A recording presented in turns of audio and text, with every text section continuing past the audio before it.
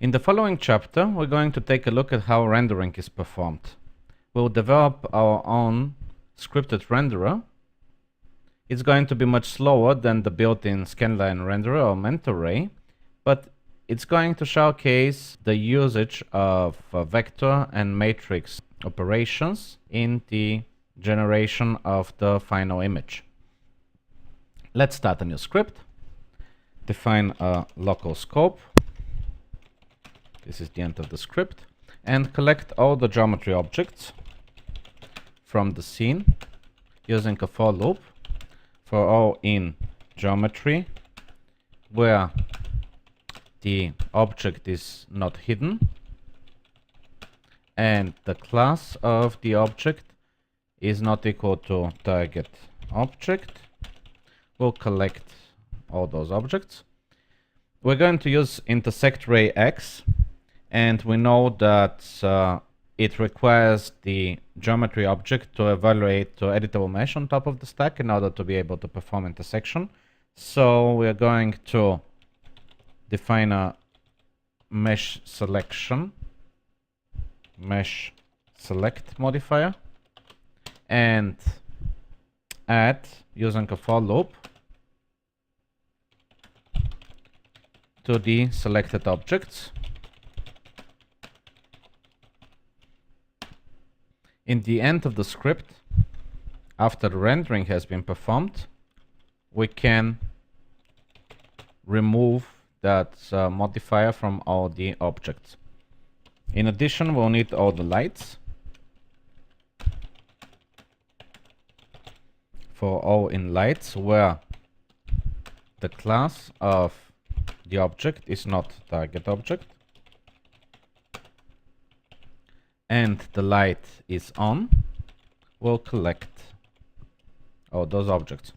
We'll need the size of the viewport. Using the getViewSize function, we can get the number of pixels of the current viewport.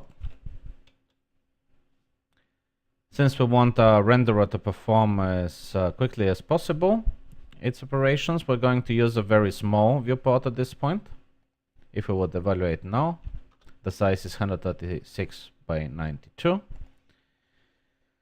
We could create a new bitmap to output the rendering using the bitmap constructor and the size, but at this point we'll grab the current viewport as a bitmap using the GW get viewport DIB, where DIB stands for device independent bitmap, and we're going to render on top of this image.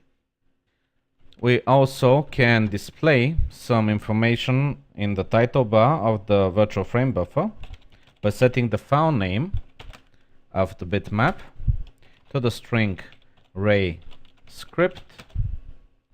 We'll add a dash, then the view size as string and another dash, and in the end the title bar is going to show automatically the zoom factor of the bitmap. The rendering itself is going to be performed in two loops. The one loop will go from 0 to the view height -1, because the coordinates of the upper left corner of a bitmap always have the coordinate 0, 0, and the bottom right corner has coordinates equal to the size -1. So if the bitmap is 256 pixels, the coordinates are 0 to 255. We'll do the same for the X loop inside the Y loop. It's going to go from 0 to the X component -1. Inside this loop, we'll call a function that we are going to define ourselves a little bit later to calculate the surface color.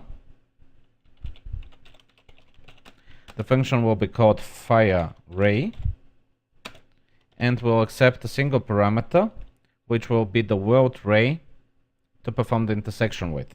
We use the map screen to world